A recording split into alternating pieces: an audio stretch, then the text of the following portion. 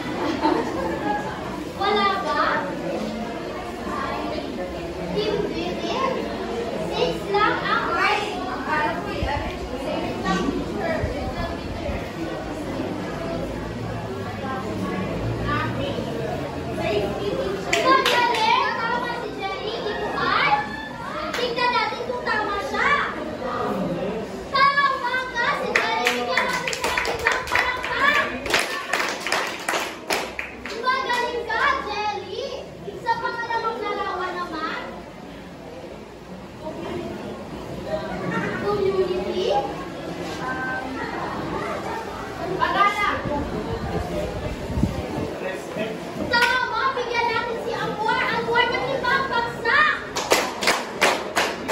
Bida ka, Anwar. Ito ay, ano nga ulit ito? Tama, ito ay respect. Sa pangatlong larawan naman, Moses. Tama, bigyan natin siya ng 5 bagsak.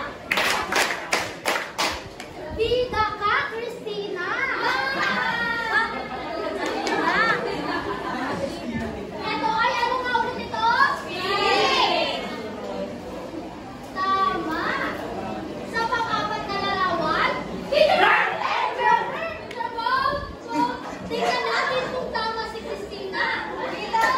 Sabi na ng 3, sabay-sabay tayo mga bata. 1, 2, 3. Tingnan natin si Christina ng 5 bagsak. Mahusay ka, Christina. Tandaan niyo mga bata, lahat ng ating karapatan ay may kaakibat na tungkulin. Sa tingin niyo, anong tungkulin natin pag sinabi natin right to vote? Anwar? Magaling. Tama si Anwar. Tungkulin mo tumoto. Meron pa ba? Karapatan ko bilang isang mamayang. Tama. Bigyan natin si Christina ng 5 bagsak. Pag sinabi naman natin right to respect, ano ang tungkulin natin? Tama! Bigyan natin si Isabel ng 5 bagsak. Mahusay mga bata. Ngayon naman ay may papakita ko sa inyong larawan. Ano ang nakikita niyo sa harap?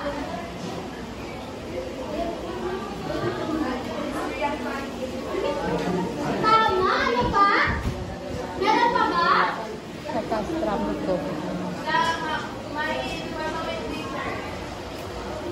Sa tamang pedestrian rally, sila gumagamit? Magaling, hindi. Tama ba ginagawa ng mga tao sa larawan? Hindi! Mahusay. Marinig ito dahil may batas traffic po tayo dapat sundin para may kaisan sa kalsada at makaiwas sa aksidente. Nakakatulong din ito para sa kaligtasan ng mga motorista, pasahero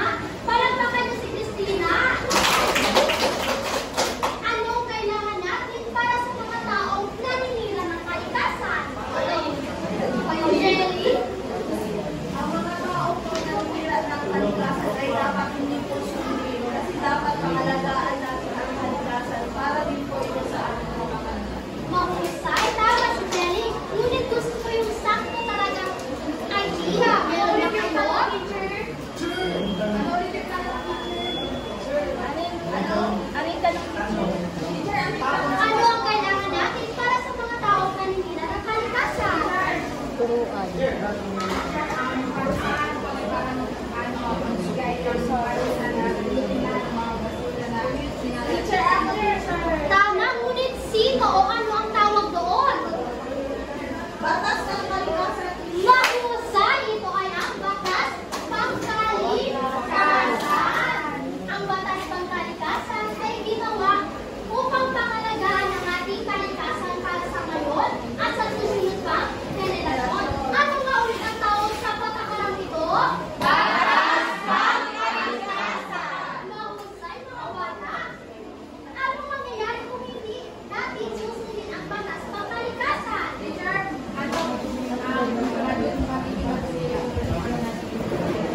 Mahusay! Mahusay ka! Paano naman nakakatulong ang batas pangkalikasan para sa mga batang silang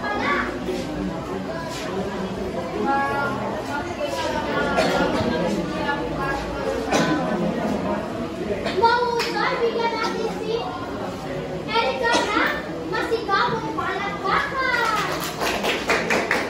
Kita ka, Erika? Kaya naman mga bata, basahin nyo lang sabay-sabay. Ginawa naman ang mga batas pangkalikasan upang pangalagaan ang mga likas na yaman para sa kasalukuyan at hinaharap na henerasyon. Tandaan, mahalaga ang batas pangkalikasan para maprotektahan ang ating kalikasan. Bilang mamayan, dapat tayong magmalasakit, sumunod sa batas at maging responsable upang mapanatiling malinis at ligtas ang mundo para sa lahat. Ngayon at sa hinaharap. Mga bata, ano naman ang nakikita niyo sa larawan?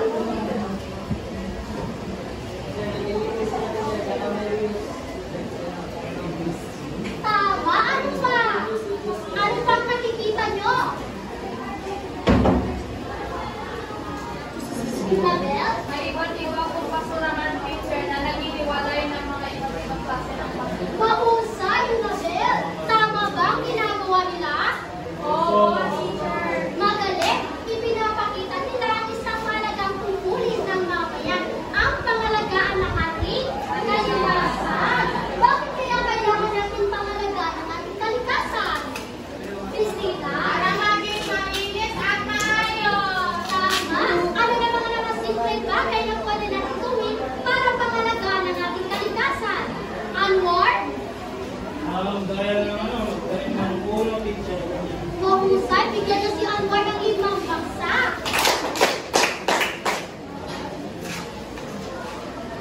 Sabay-sabay lang ba sa atin mga bata? Tungkulin natin pangalagaan ang kapaligiran sa maliit na bahagi. Bilang dito ang pagtatapon ng basura sa basurahan at pag-recycle ng mga bagay na hindi nabubulok. Mahusay, tandaan nyo mga bata, mahalaga ang tamang pagtatapon at pag-iiwalay ng basura upang mapanatili ang kalinisan ng kapaligiran. Ipinapakita din dito ang ating tungkulin na pangalagaan ang ating kalikasan para sa ngayon at sa susunod pang henerasyon. Dito naman mga bata, ano ang nakikita nyo sa larawan? Magaling! Tama ba ang ginagawa nila? Mahusay, batay sa larawan ito, anong tungkulin ang kanilang ginagampanan? Pagbayad ng buwis po, teacher. Magaling, ito ay ang pagbayad ng buwis. Bakit kaya mahalaga na magbayad tayo ng buwis, Melba? Para mapanatilihan ang pera sa bayan. Mahusay, ano ba?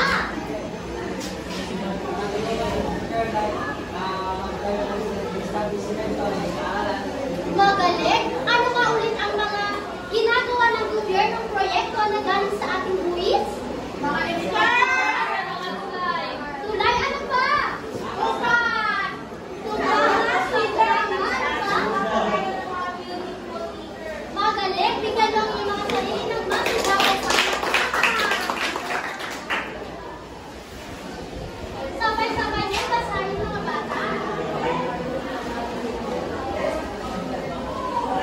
posibilidad ng lahat na magbayad ng buwis. Binobotohan ng mga buwis na ito ang mga proyekto ng pamahalaan para sa bansa at pamamamayan ito. Tandaan mga bata, ang pagbabayad ng buwis ay hindi lang isang tungkol. Ito din ay paraan ng pagpapakita ng pagmamahal sa bansa. Sa pagiging tapat at responsable, nakakatulong tayo sa kaayusan at pag-unlad ng ating bansa. Mga bata, ano naman ang nakikisali sa larawan? Teacher, nakikilala. Tama. Ano kaya ang ibig sabihin ng salita na nasa placard na mabilanggo? Protesta, tama. Meron pa ba?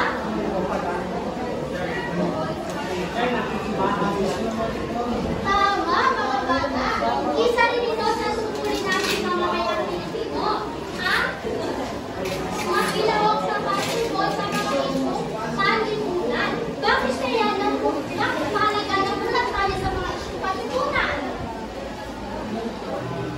Para sa ating bayan, teacher. Magaling! Bigyan natin si Christina ng masig at palakpakan.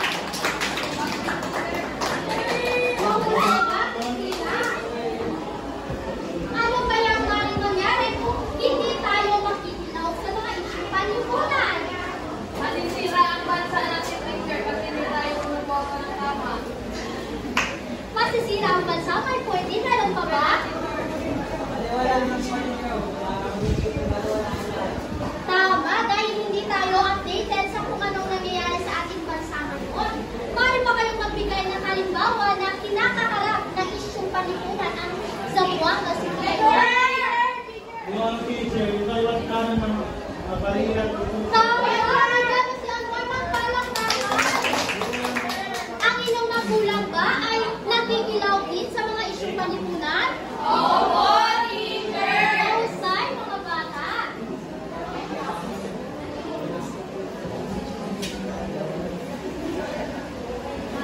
Sabay-sabay nung basahin, mga bata. Mahalaga maging ulat sa mga nangyayari sa bansa. Inaasahang alam ng bawat isa ang mga isyong panlipunan at makilahok sa mga talakayan tungkol dito. Tandaan, mahalaga na muna tayo sa mga isyong panlipunan. Bilang mamayan, dapat tayong makialam.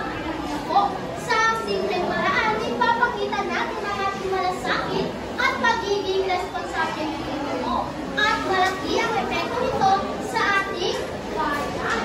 Mga bata, ano naman ang nakikita niyo dito sa larawan? Wow! Mahusay! Sa kabila ng kanilang pagkakaiba, ano ang ginagawa nila? Teacher! War! Teacher! Kakaisa. Tama! Ano kaya ang nais ipakita ng larawan na ito sa atin? Isabel? Unity, teacher. Unity o sa Tagalog ay? Pagkakaisa. Magaling mga bata. Batay sa larawan ito, anong mahalagang asal o tungkulin ang kanilang pinapakita? Paggalang po sa pagkaiba-iba ng mga tao. Paggalang sa kaibigan o paggalang sa isa't isa.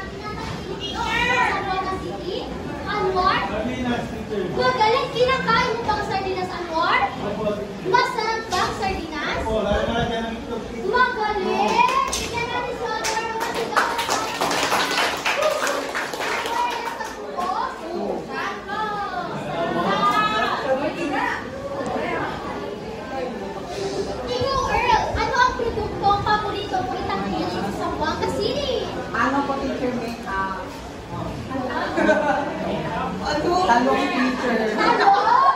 Masarap ba ang talong, Fer? Yes po, teacher, lalo na kapag short ang talong. Mahusay! Kaya natin sa isang talong. Sabi ko sa naman, Ikaw naman, Erika, ang tinatanggilik mo sa mga Pecha. Yung ginagawa ng mga kapatigan niya, mga yakan po sa kalaringan teacher, yung mga nagagawa doon. Magaling, bigyan mo si Ella ng iba. O, nasa pagkada. Ako, teacher.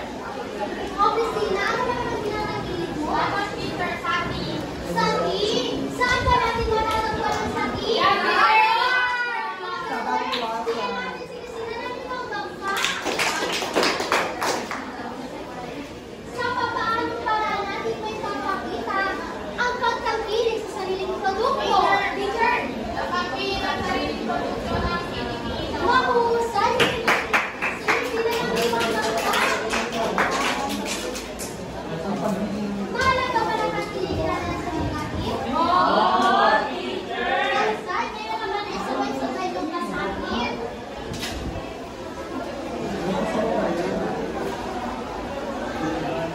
Sabay-sabay mo sa atin mga bata.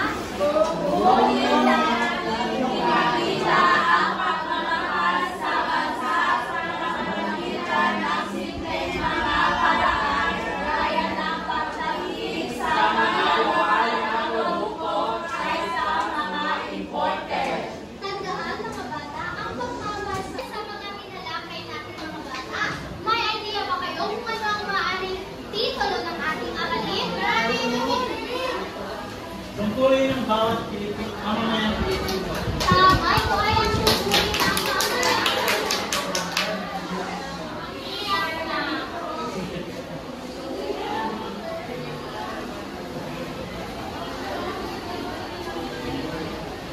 Natutukoy ang mga tungkulin ng mamayang Pilipino. Kaya naman ay may tatanong si teacher upang tiyakin na naiintindihan niya talaga ang ating mga tinalakay. Bakit? Mahalaga na sumunod sa batas trapiko. Tama para hindi daw mabangga. Ano ang kailangan natin gawin para mapanatiling malinis ang ating kalikasan? Christina? Ulot ng mga basura sa kalikasan. Tama! Tumulong ang mga basura sa kalikasan. Ikaw ay nasa pagkat. Ay nasa pagkat.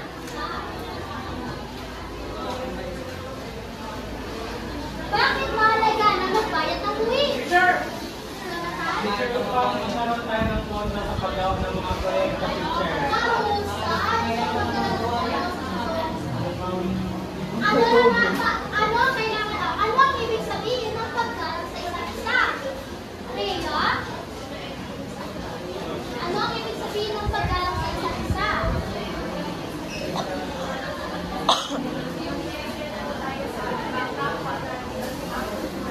Mahusay, bigyan niyo si Rhea ng 5 baksak. Paano mo may papakita ang pagmamahal sa bansa? Ang pagbili ko ng mga produkto na gawang Pinoy. Magaling, bigyan niyo siya ng masigabong palakpakan. Si Rhea ay nasa pagkat isa. At si Earl ay napagkat. Isa ba tayo, babe? Tuko kami, teacher, paumanhin. Ay, ang dalawa. Opo, teacher.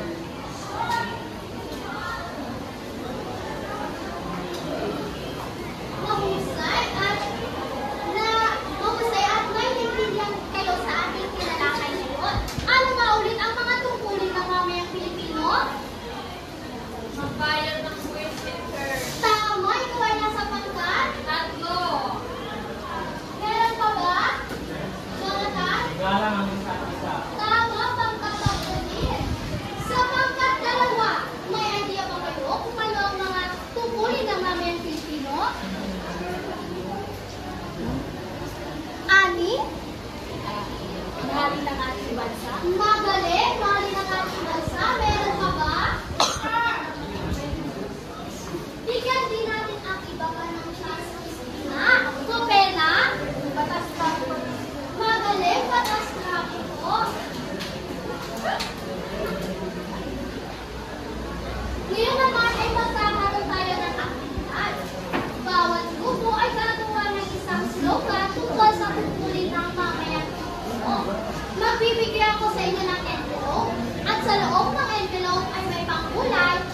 paper, pilot pen, at ang pamantayan para sa ating aktibidad. Mag-isip kayo ng isang slogan na naglalarawan ng tungkulin ng mamayang Pilipino. May 5 minuto kayo para mag-isip at tuwin ang inyong slogan. Pagkatapos ng 5 minuto, ang bawat pangkat ay pipili ng isang representative na pupunta sa harap at ipapaliwanag kung bakit yun ang kanilang napili. Naintindihan mo ba? Opo, teacher! Sa pangkat 1, pangkat 2, at pangkat 3. May 5 minuto kayo para gawin yun. Kaya maaari na kayo magsimula.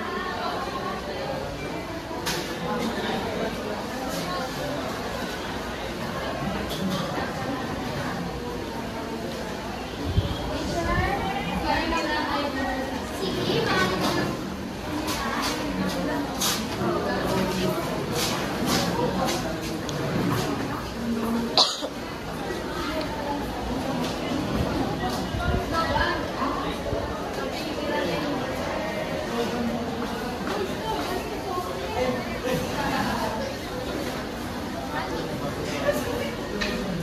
Mga bata, huwag maingay kapag gagawa kayo ng aktibidad.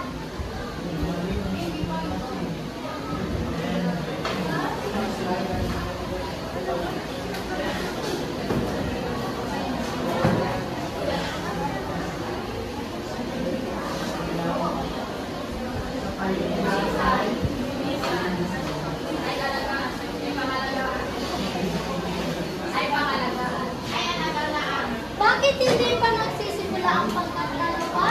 Nag-iisip pa po kami, teacher. Okay, pwede pa kayo mag-isip? May oras pa naman kayo para mag-isip? Mga bata, kapag gagawa kayo ng aktibidad, huwag kayong maingay. Okay lang po.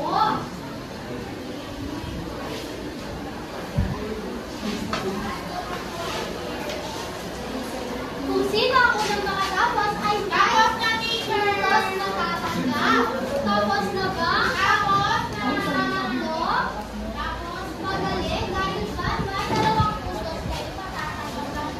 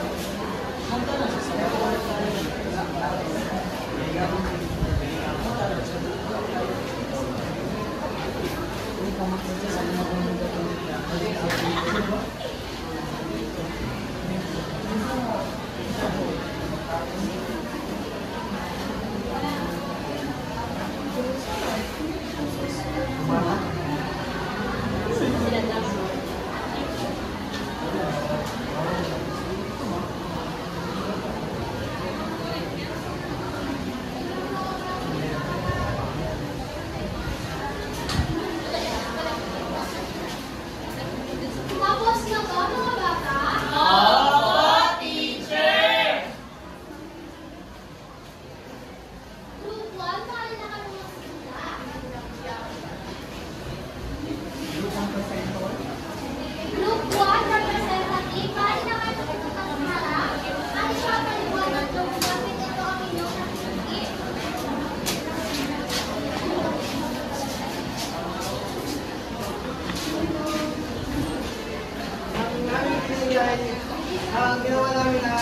slogan ay patungkol sa produkto. Mga pangpilitin ang ating sarili natin. So, ginawin namin dito is nagkakasin, mga mangga, skoba, gahan, iba pa. Magaling, bigyan natin ng palakpakan ng grupo ang pagkatisa. Ang pagkat-dalawa, Good morning. Ang aming ginawang slogan ay patungkol sa mahalin ang kalikasan, alagaan ang kapaligiran. So hindi lamang sa ating pamayanan na dapat tayo ay sinunod sa mga batas trapiko upang ligtas at maging okay ang mga mamamayan, diba? Or hindi lamang sa pagbayad ng buwis upang magkaroon ng pondo, kundi dapat din ay alagaan at linisin natin ang ating kapaligiran upang magkaroon ng maliwalas, presko at sariwang hangin ang ating mundo. So, yun lamang po. magaling, bigyan natin sila ng tamang palakpakan. Ang pagkatatlo naman,